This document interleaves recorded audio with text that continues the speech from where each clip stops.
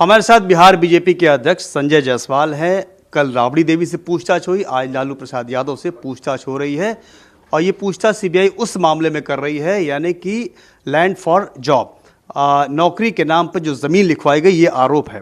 संजय जी, आरोप तो ठीक है, लेकिन बार बार यही कहा जा रहा है कि ये सारी कार्रवाई बदले के भावना से की जा रही है, टाइमिंग को लेकर के। चूंकि चुनाव आ गया है तो अब लगातार छापे, लगातार जांच शुरू कर दी गई है, खासकर विपक्षी नेताओं पर। इस वर्ष तो कोई चुनाव नहीं है, पहली बात।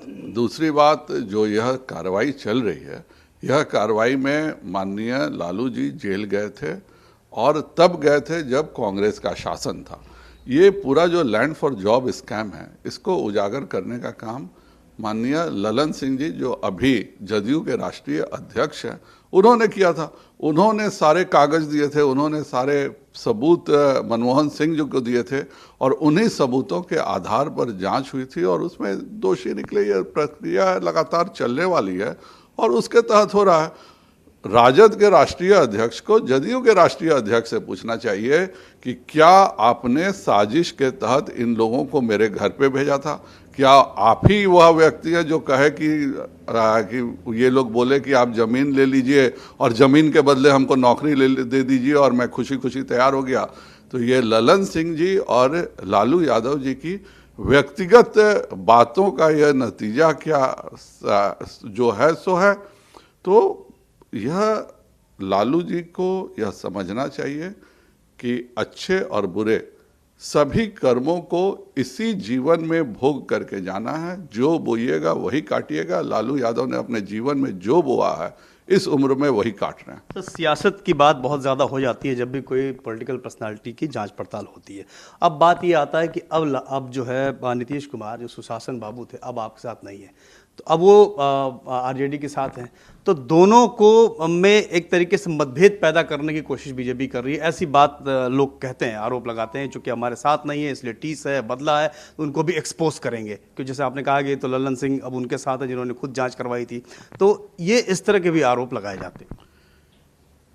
यह जो पूरा केस है, यह ललन सिंह जी का दिया हुआ केस है और कांग्रेस के ज़माने का दिया हुआ केस है और मनमोहन सिंह ने माना कि यह केस सही है, तब लालू यादव को जेल भेजा था।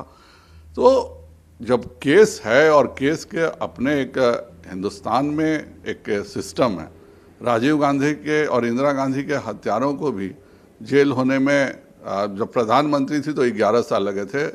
राजीव गांधी की हत्या के केस का आज जाके एक तरह से कहिए तो 22 में जाके निर्णय हुआ।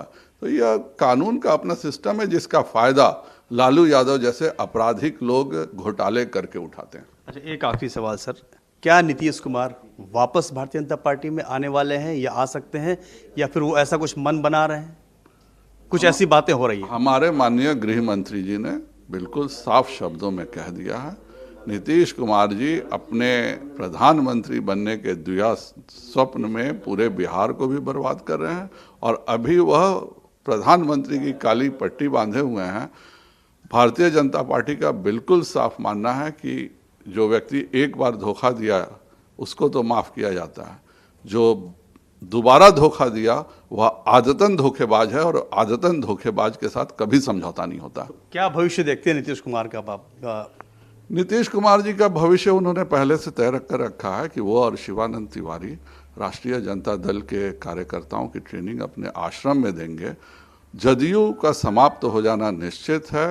मैं हमेशा कहता हूं कि जो भी लालू के ज़माने में 90 से 2005 की लड़ाई में भारतीय जनता पार्टी के साथ थे, उन सभी का स्वागत है। जदयू के 90% लोग आज नहीं तो कल भाजपा में आएंगे, 10% राजद में जाएंगे और नीतीश कुमार जी शिवानंद तिवारी के साथ आश्रम खोल के राजद के नेताओं की ट्रेनिंग देने का काम करेंगे। बहुत बहुत धन्यवाद। तो संजय जायसवाल, बीजेपी अध्यक्ष बिहार के, जो बता रहे थे कि नीतीश कुमार का क्या होना है और जांच पड़ताल एक लंबी प्रक्रिया है, जो जैसा करेगा वो वैसा भुगतेगा, ये इनका कहना है।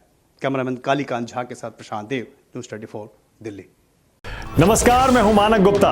अगर आपको हमारा ये वीडियो पसंद आया हो तो इसे लाइक और शेयर जरूर करें और हाँ, हमें सब्सक्राइब और फॉलो करना ना भूलें ताकि आप देश और दुनिया की कोई खबर मिस ना करें। तो जुड़े रहिए हमारे साथ और देखते रहिए न्यूज़ 24।